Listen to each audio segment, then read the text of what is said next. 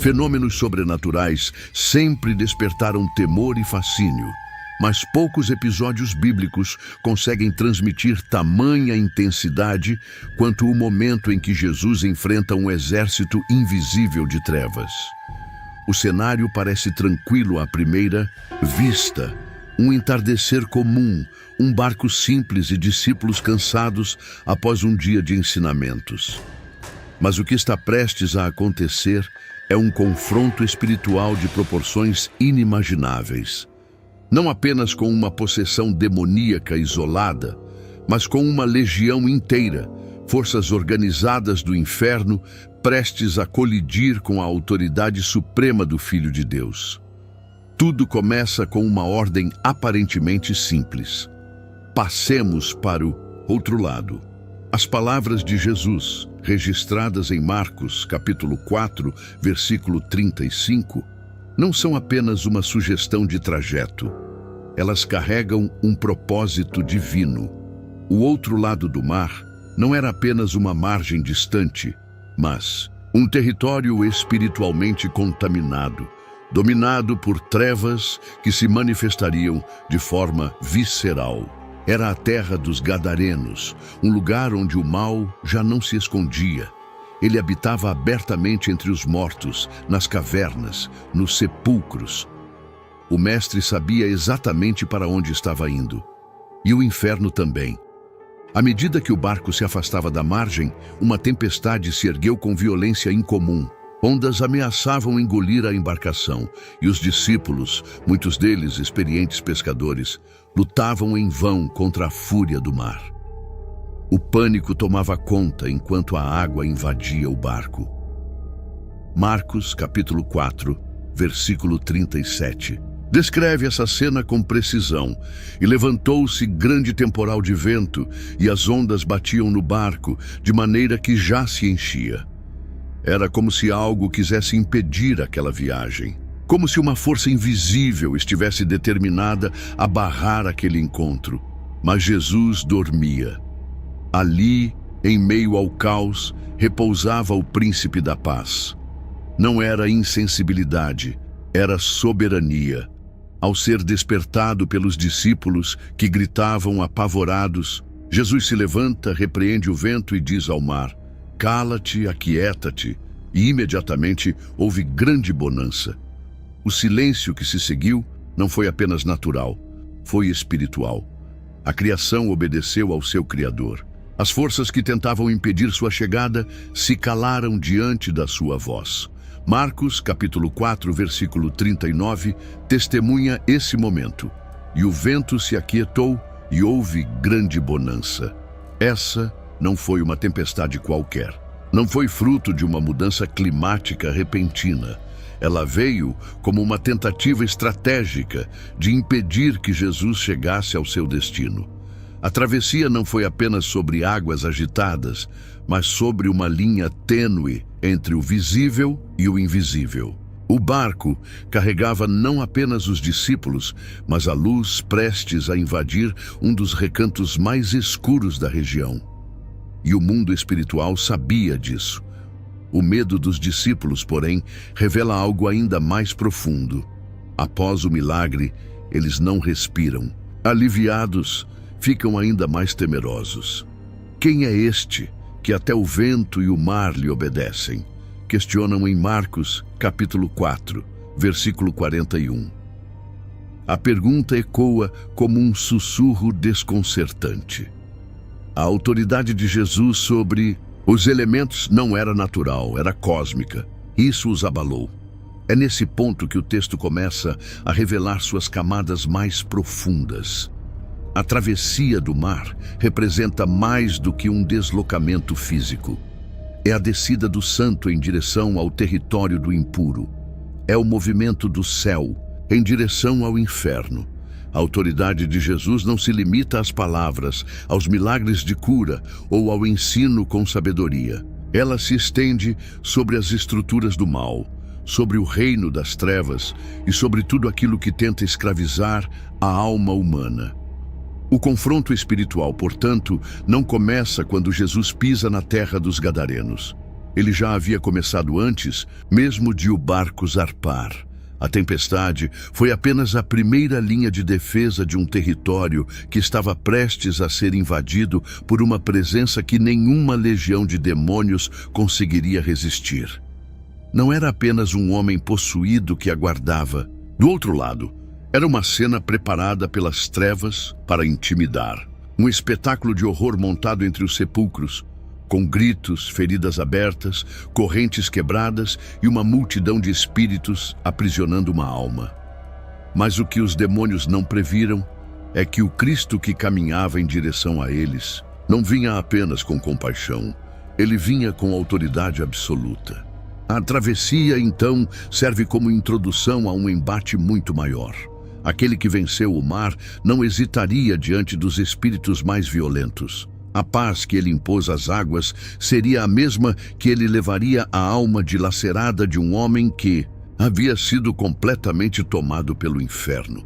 Mas o caminho até essa libertação exigiria o confronto com uma força jamais vista antes. Uma força que não se escondia, mas gritava. Uma força que falava com muitas vozes, todas elas desesperadas diante da aproximação do Filho do Altíssimo. E assim, quando os remos finalmente tocam a margem, os discípulos não têm ideia do que os aguarda. Mas Jesus já vê além da linha do horizonte. Porque onde todos veem apenas sepulcros, ele enxerga alguém que ainda pode ser restaurado. A terra das sombras. O barco encosta suavemente na margem. Os discípulos, ainda em silêncio, observam o novo cenário com olhares desconfiados. Estão agora diante de uma terra que carrega, em cada pedra e colina, uma história marcada por afastamento de Deus, por impureza, por trevas.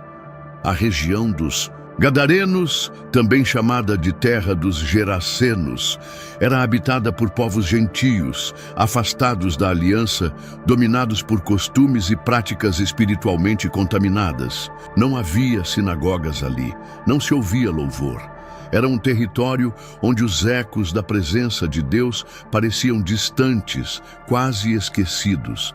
A paisagem que se desenha diante de Jesus e seus discípulos é ao mesmo tempo física e espiritual. Montes, pedregosos, cavernas escuras, sepulcros abertos que serviam não apenas de túmulos, mas de moradia para os rejeitados e perturbados. A presença da morte é quase palpável. Tudo parece envolvido por uma sombra que não vem das nuvens, mas de um domínio espiritual que opera livremente. É como se aquela terra tivesse sido entregue ao poder do inimigo, e os sinais disso estavam por toda parte. A Bíblia é direta ao dizer, em Marcos capítulo 5, versículo 1, e chegaram ao outro lado do mar, a província dos Gadarenos. Uma frase curta, mas cheia de peso. Essa travessia marca mais do que uma mudança de território. É uma transição de ambiente espiritual. Jesus, o Santo de Deus, pisa em solo profanado. Sua presença ali não é casual, mas intencional.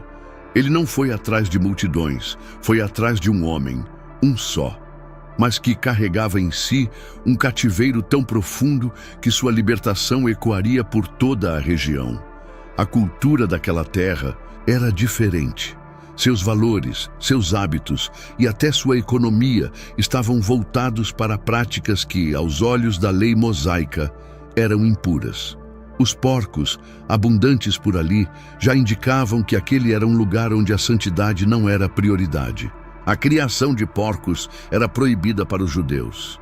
Isso, por si só, já revelava o tipo de vida espiritual mantida naquele território.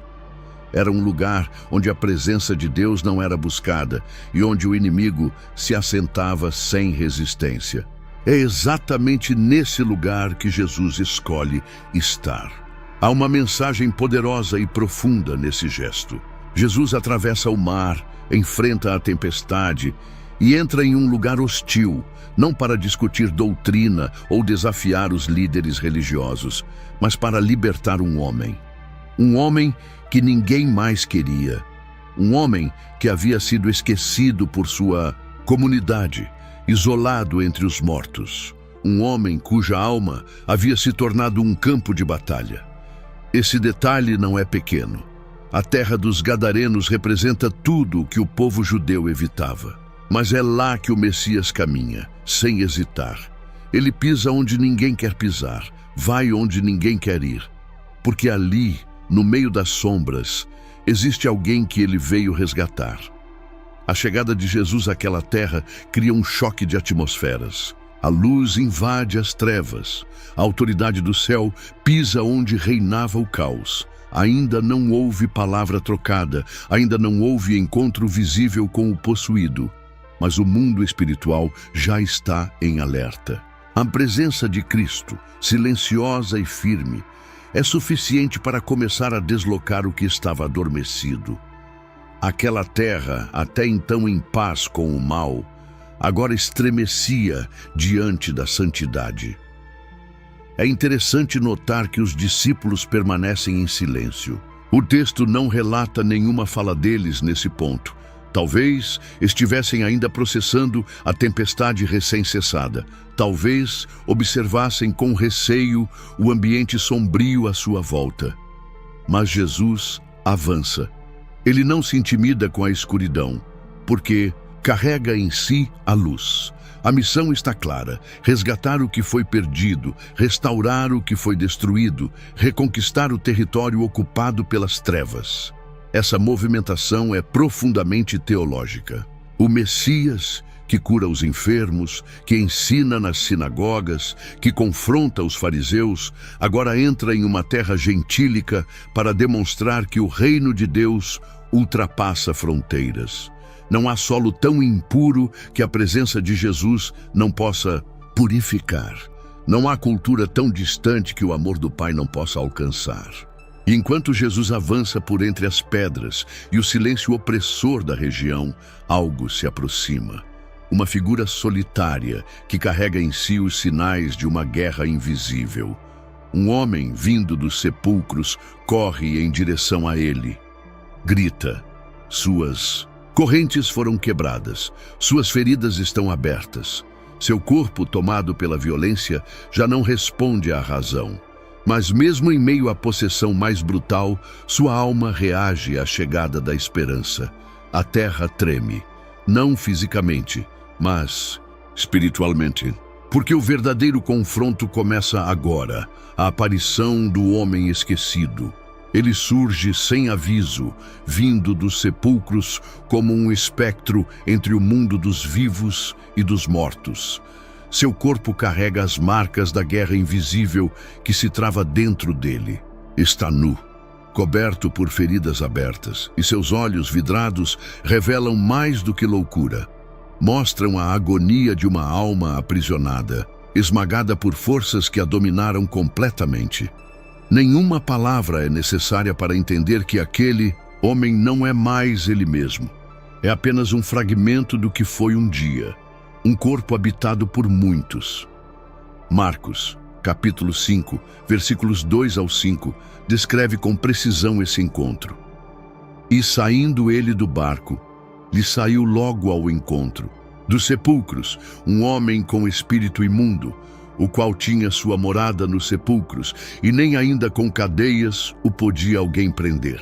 Porque tendo sido muitas vezes preso com grilhões e cadeias, as cadeias foram por ele feitas em pedaços, e os grilhões em migalhas, e ninguém o podia amansar. E andava sempre de dia e de noite, clamando pelos montes e pelos sepulcros, e ferindo-se com pedras. Essa é uma das cenas mais perturbadoras de toda a Escritura. Não há metáforas aqui. É cru, real e devastador. O homem está totalmente desfigurado, não apenas fisicamente, mas espiritualmente. Ele vive entre os mortos, dorme nos túmulos, caminha pelos montes gritando sem parar. A dor o consome a tal ponto que ele mesmo se fere com pedras. Ele se autodestrói, talvez numa tentativa inconsciente de silenciar a voz dos demônios que gritam dentro dele. É importante notar que ninguém mais tenta ajudá-lo. A comunidade local já havia desistido. Eles o prenderam, Tentaram contê-lo com correntes, com grilhões, mas nada funcionou. Ele arrebentava tudo com uma força sobre-humana, mas essa força não era sua, era a força das entidades que o dominavam. Esse homem não era apenas temido, ele era evitado. Tornou-se um símbolo vivo do abandono, um retrato do que o mal faz com aqueles que sucumbem ao seu domínio. Isola, destrói, devora a identidade e depois expulsa do convívio humano. Espiritualmente, esse quadro fala alto. Há muitos hoje que, embora não vivam entre túmulos físicos, habitam lugares de morte interior. Estão cercados por grilhões emocionais, feridas antigas, vozes que os torturam, pecados que os prendem em ciclos intermináveis de dor. E como aquele homem já não conseguem mais distinguir o que é parte de si e o que é influência externa. Estão em pedaços por dentro, embora andem como vivos. O mais impressionante é que mesmo em meio a esse estado de devastação, o homem corre até Jesus. Ele não foge, ele corre, e embora os demônios falem por sua boca, é sua alma que move os pés. Isso revela um ponto fundamental. Há algo dentro do ser humano que, mesmo profundamente ferido, ainda é capaz de reagir à presença de Deus. Ainda que aprisionada, a alma reconhece a voz do seu Criador. Ainda que esmagada, ela corre ao encontro da luz quando ela se aproxima. Esse gesto é um grito silencioso por libertação. Não articulado com palavras, mas expresso com o corpo, com o desespero, com a corrida ofegante em direção à única presença capaz de restaurar o que foi perdido. A alma, mesmo envolta em trevas, ainda sabe quando o Salvador se aproxima. E nesse instante, o mundo espiritual reage. O texto não apresenta um diálogo convencional. A voz que sai da boca daquele homem não pertence a ele. A presença de Jesus desencadeia uma reação imediata. O espírito imundo toma a dianteira e começa a falar. Mas ainda não chegamos a esse momento. Por ora, o foco está nessa aparição brutal, nesse quadro de horror que prepara o espectador para entender a profundidade do que virá. Porque antes do confronto direto, há uma revelação profunda. O verdadeiro estado de miséria humana quando o mal reina sem limites. E esse homem, que ninguém mais queria, torna-se o palco de uma batalha cósmica. Jesus não desvia o olhar, não retrocede. Ele vê além das feridas, além da violência, além da loucura. Ele vê o que ninguém mais viu. Vê um filho, vê um homem que um dia teve um nome, uma família, uma história e que agora precisa ser resgatado. Esse olhar de Jesus já é por si só uma guerra contra o inferno, porque onde todos veem um caso perdido, ele enxerga uma alma preciosa. Onde há morte, ele anuncia vida. Onde há gritos, ele traz silêncio. Onde há tormento, ele carrega paz. E é justamente esse movimento, o do olhar que penetra as trevas, que começa a desestabilizar o domínio que havia ali. Os demônios sentem, eles sabem que não estão mais seguros. A terra que antes lhes era confortável, agora se tornou campo inimigo, porque a presença de Jesus é insuportável para o mal. Sua luz não apenas expõe, ela consome. Seu amor não apenas acolhe, ele reconstrói. Mas antes que qualquer palavra seja dita, antes que qualquer comando seja dado, o homem já está de joelhos. O corpo marcado pelas correntes, a alma estilhaçada pela opressão e o espírito ainda clama, mesmo que por trás de uma voz que não é sua. Ele se curva e ali, no chão, aos pés do Messias, começa a maior libertação registrada nos evangelhos. Não apenas de demônios, mas da identidade perdida, da dignidade roubada, da humanidade esquecida. Ajoelhado diante de Jesus, o homem possuído não emite um clamor de súplica humana. O que sai de sua boca é um grito distorcido, carregado de medo, como se 1000 vozes falassem ao mesmo tempo. Não é mais ele quem fala. Agora é o próprio mal que se manifesta e se expõe diante da autoridade que o ameaça. A presença do Filho de Deus força os espíritos imundos a revelarem-se. Eles não suportam o peso da santidade que os confronta. Marcos, capítulo 5, versículo 7, registra: "E clamando com grande voz, disse: Que tenho eu contigo, Jesus, Filho do Deus Altíssimo? Conjuro-te por Deus que não me atormentes." A primeira fala dos demônios é, na verdade, um reconhecimento. Eles sabem exatamente quem está diante deles. Não há dúvidas, não há resistência. Não é preciso que Jesus se apresente. Sua identidade é conhecida, temida, inegável. Os demônios o chamam de Filho do Deus Altíssimo, revelando mais fé na sua identidade do que muitos dos que o cercavam até então. Esse grito não é um clamor de arrependimento. É um desespero de condenados. Eles sabem que não há como resistir. Sabem que a autoridade que está diante deles é absoluta e, por isso, não pedem para ficar. Apenas suplicam para não serem enviados ao tormento. Eles falam com medo, mas também com urgência, porque percebem que seu tempo ali acabou. A luz chegou, e onde a luz entra, as trevas não podem permanecer. O texto bíblico deixa claro que Jesus já havia começado a ordenar: "Sai deste homem, espírito imundo." Essa fala aparece em Marcos capítulo 5, versículo 8. Mas o que impressiona é que mesmo diante da ordem direta, os espíritos tentam negociar.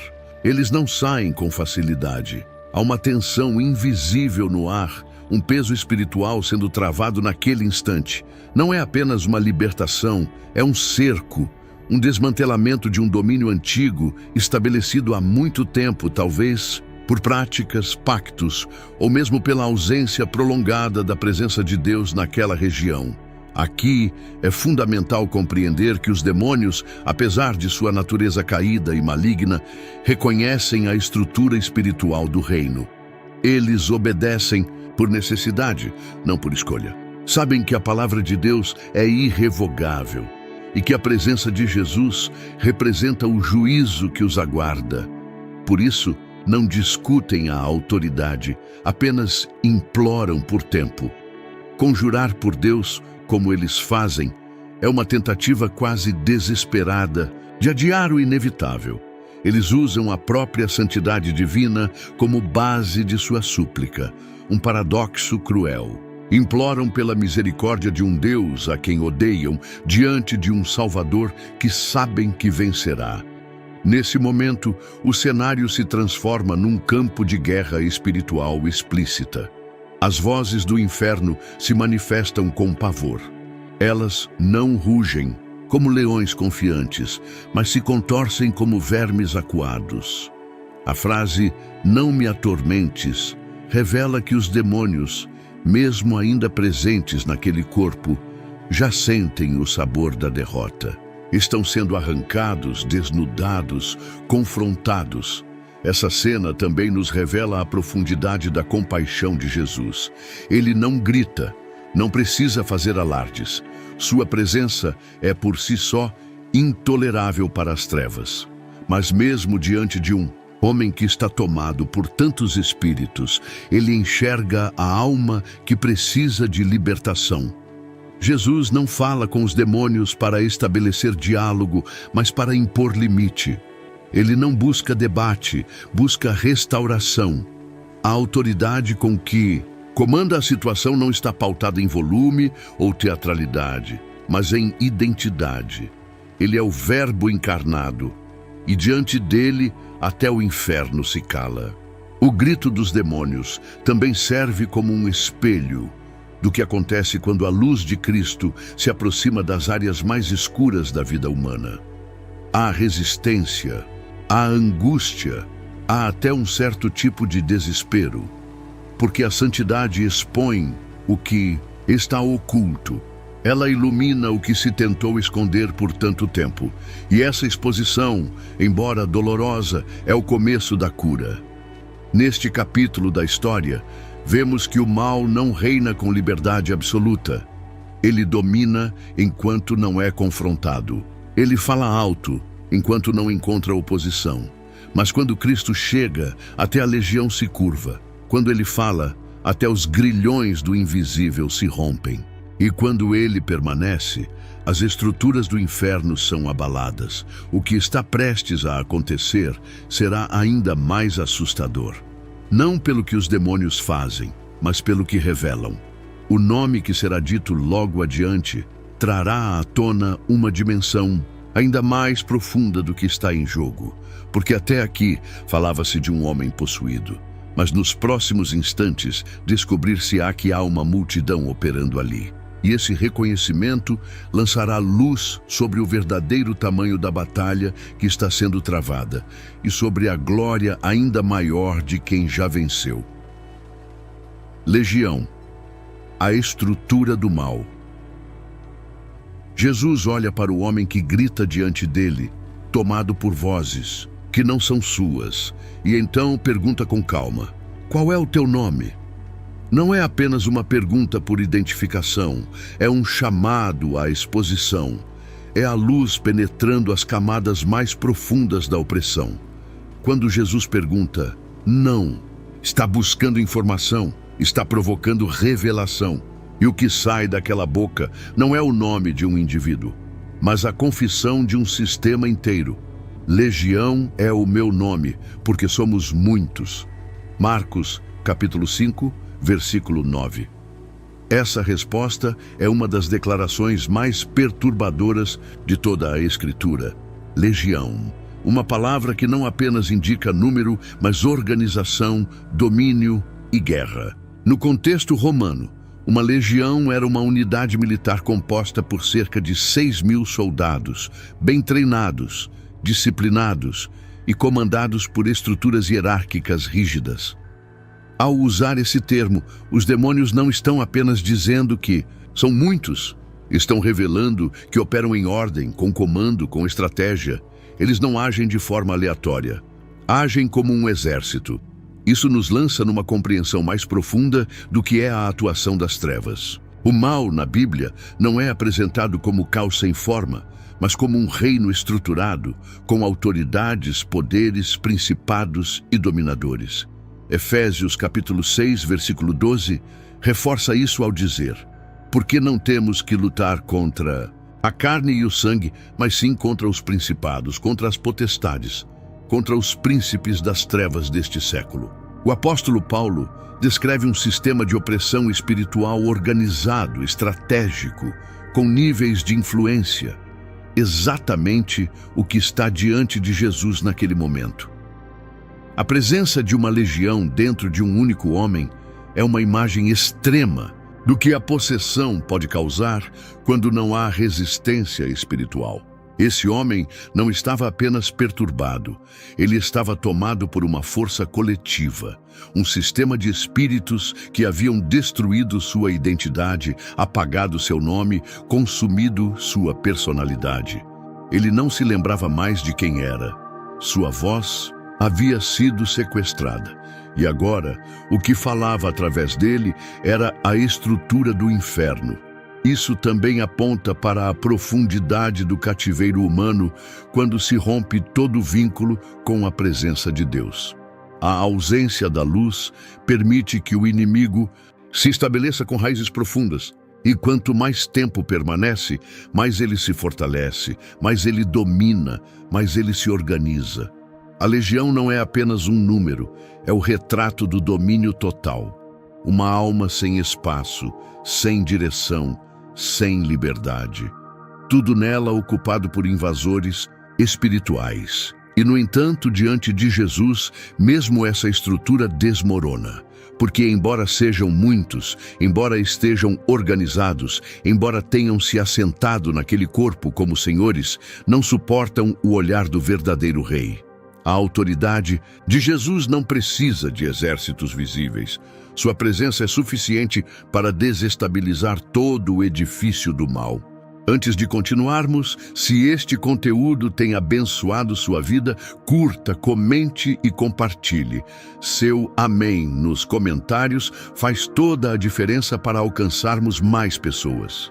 se inscreva no canal e, se quiser abençoar o canal, deixe um valeu de mais de qualquer valor ou se torne membro. Assim, continuamos investindo em pesquisa e melhorias para abençoar ainda mais a sua vida. Continuando, essa cena escancara uma verdade que muitas vezes se esquece. O diabo não governa com soberania. Ele domina onde não há resistência. Ele oprime onde não há presença de Deus.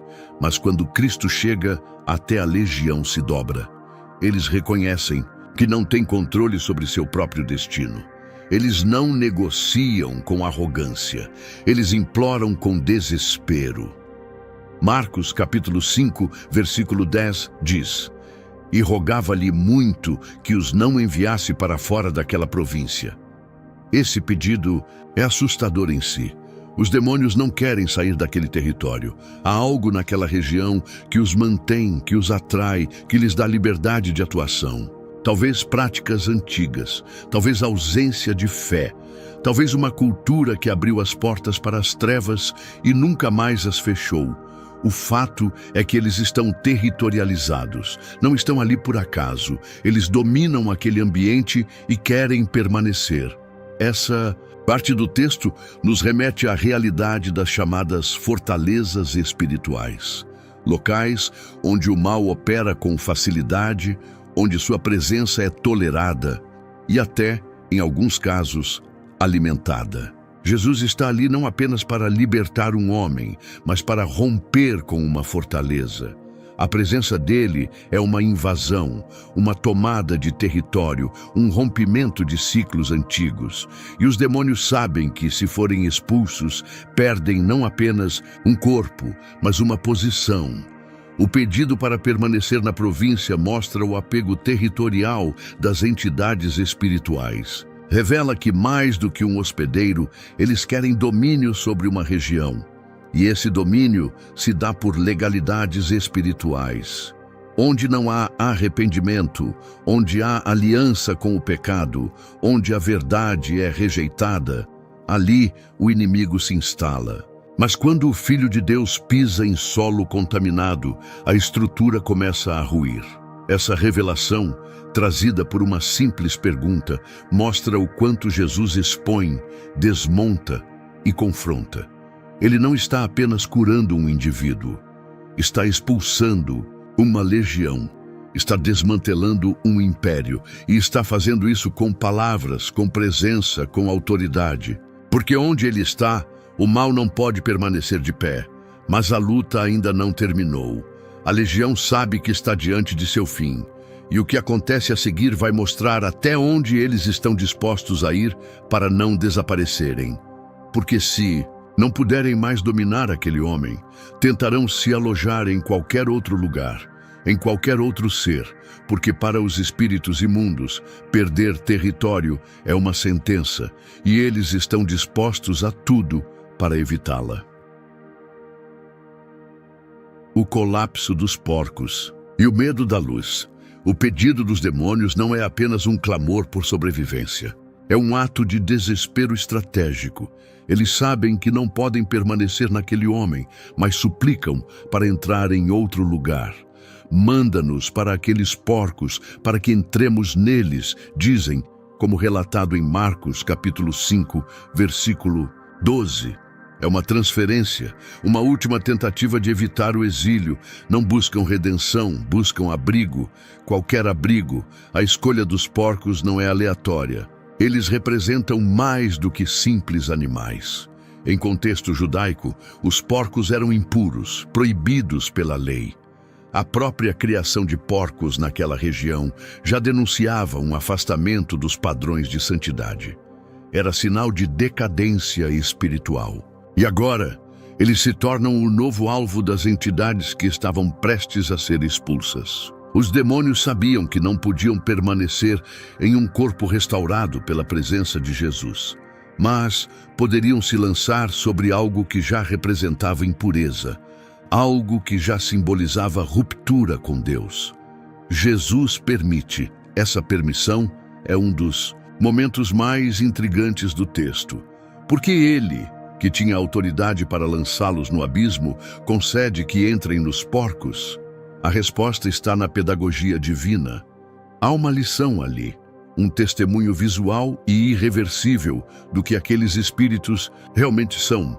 Jesus não apenas expulsa, ele revela, ele expõe. Ele permite que a natureza destrutiva da legião se manifeste de forma inquestionável. E assim que os demônios entram nos porcos, uma cena impressionante se desenrola.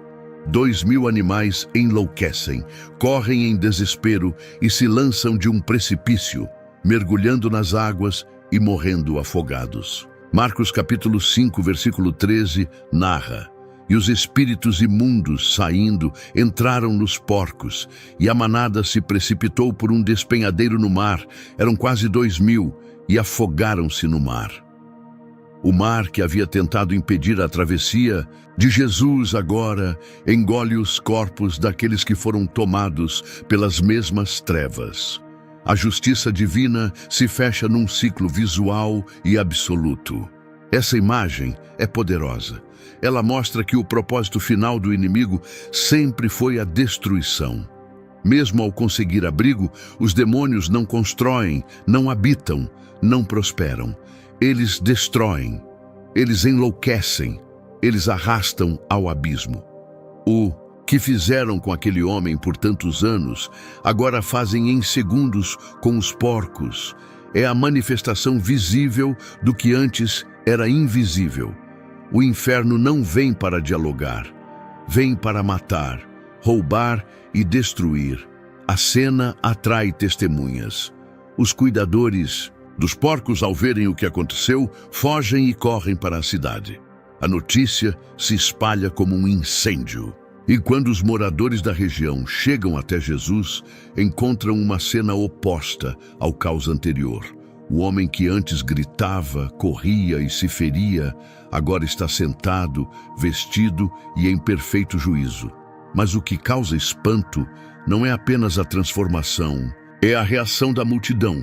Eles não celebram, eles não louvam, eles não agradecem, eles têm medo. Marcos capítulo 5, versículo 15, registra: "E foram ter com Jesus e viram o endemoniado, o que tivera a legião, assentado, vestido e em perfeito juízo, e temeram." A libertação foi tão impactante quanto a possessão. O milagre foi tão escandaloso quanto o tormento.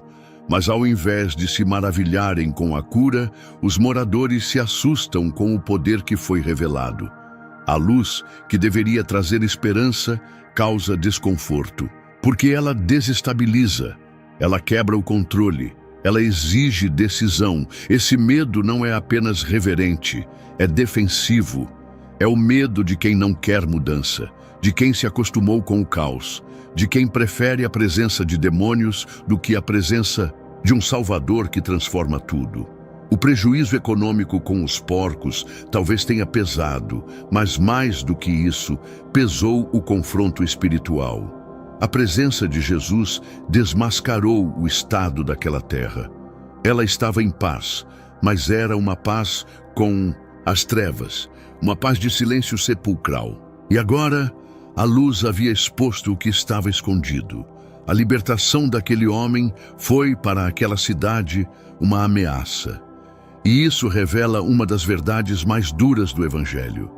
Nem todos querem ser livres, nem todos querem a presença de Jesus. Porque quando ele chega, nada permanece igual. E há quem prefira a segurança do pecado à instabilidade da transformação. O medo dos gadarenos é o mesmo que assombra corações até hoje. Medo do poder de Deus, medo de perder o controle, medo de que a luz revele demais. E por isso, muitos ainda pedem que Jesus vá embora, assim como farão aqueles moradores no instante seguinte. Mas por ora, o contraste está diante de todos. Um homem antes possuído por uma legião, agora pacificado, enquanto toda uma cidade se agita, inquieta, perturbada pela presença da luz. O homem que um dia gritou entre os túmulos agora está sentado com roupas limpas, a mente clara e os olhos fixos naquele que o libertou. Nenhuma corrente o prende, nenhum espírito o controla. O que antes era um corpo habitado por destruição, agora é morada da paz. Sua postura revela algo que vai além da cura física ou emocional. Ele está em repouso. Não apenas o repouso do corpo cansado, mas o repouso da alma restaurada. Os moradores da região, ao verem aquela cena, não compreendem a magnitude do que aconteceu. Eles veem um milagre e pedem que o autor do milagre vá embora. E Jesus, em sua humildade, não insiste. Ele não obriga ninguém a recebê-lo. Ele entra onde é convidado e sai onde é rejeitado. Mas antes de partir, um pedido ecoa com sinceridade e intensidade. Aquele homem, agora liberto, implora para ir com ele. Marcos, capítulo 5, versículo 18, descreve: E entrando ele no barco, rogava-lhe o que fora endemoniado que o deixasse estar com ele. É um clamor diferente de todos os anteriores. Não é um pedido de libertação, nem de socorro. É um pedido de comunhão. A alma, agora livre, anseia por permanecer junto à fonte que lhe deu vida. Há uma conexão entre o liberto e o libertador, que não pode mais ser quebrada. Ele quer seguir, aprender, servir. Seu coração foi transformado, mas Jesus não o permite, e a razão revela um propósito ainda mais profundo. Marcos capítulo 5, versículo 19, registra a resposta do mestre: Vai para a tua casa, para os teus, e anuncia-lhes quão grandes coisas o Senhor te fez, e como teve misericórdia de ti. Jesus o envia de volta, não como alguém rejeitado, mas como um missionário, um pregador, um sinal vivo do poder de Deus entre os gentios.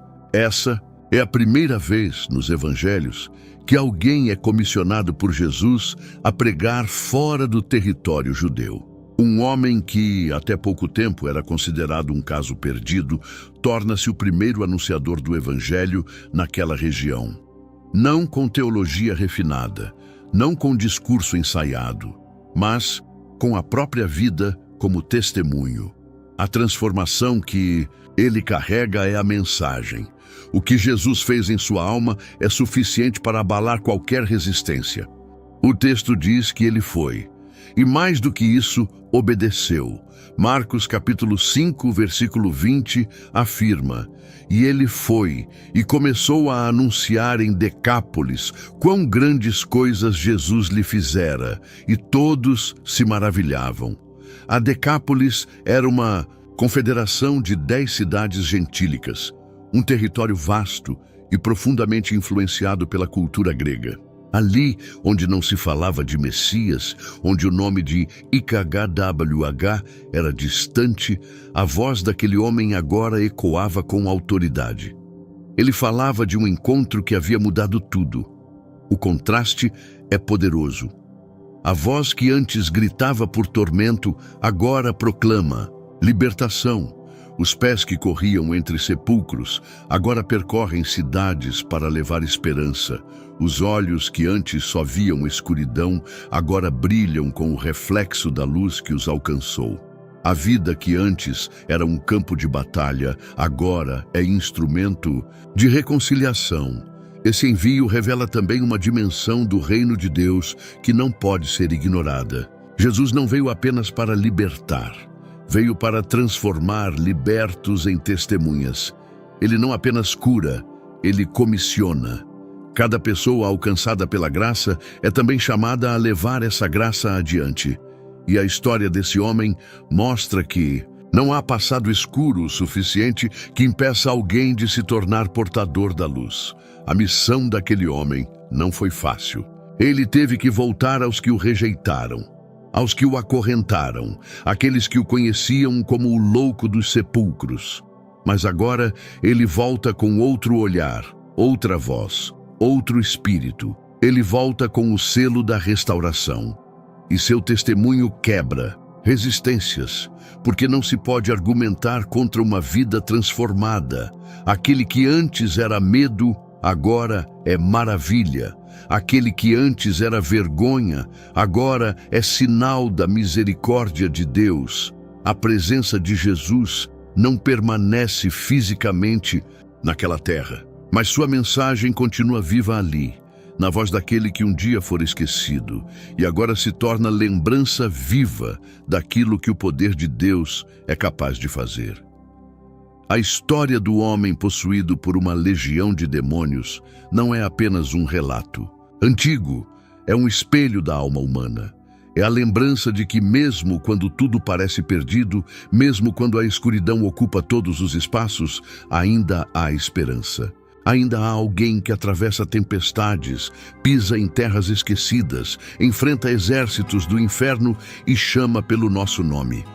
Jesus não se intimidou com os gritos, nem se afastou das feridas. Ele viu o que ninguém mais via. Ele enxergou o valor eterno, onde todos viam apenas ruína. E ele continua fazendo isso hoje. Ele continua libertando, restaurando e dando propósito àqueles que o mundo já considerou caso perdido. Talvez você se sinta assim, preso em culpas antigas, cercado por vozes de acusação, vivendo entre ruínas internas. Mas se aquele homem, tomado por milhares de espíritos, foi alcançado, quem seria você para pensar que está longe demais? A mesma voz que libertou, a mesma presença que curou, está agora batendo a porta do seu coração. Hoje, se você deseja se reconciliar com nosso Salvador Jesus Cristo, por ter se afastado dos caminhos, ou quer iniciar uma nova jornada rumo à salvação eterna, comente aqui embaixo, com fé e verdade: eu te aceito, Senhor Jesus, como meu único e suficiente Senhor e Salvador da minha vida. E se você já é dele, já foi alcançado por essa luz, escreva amém nos comentários, para que essa mensagem alcance mais corações. Cada comentário é como uma semente. E quando você compartilha essa mensagem, você se torna parte da missão. A missão de levar a libertação, a restauração e o amor de Cristo até os lugares mais escuros da alma.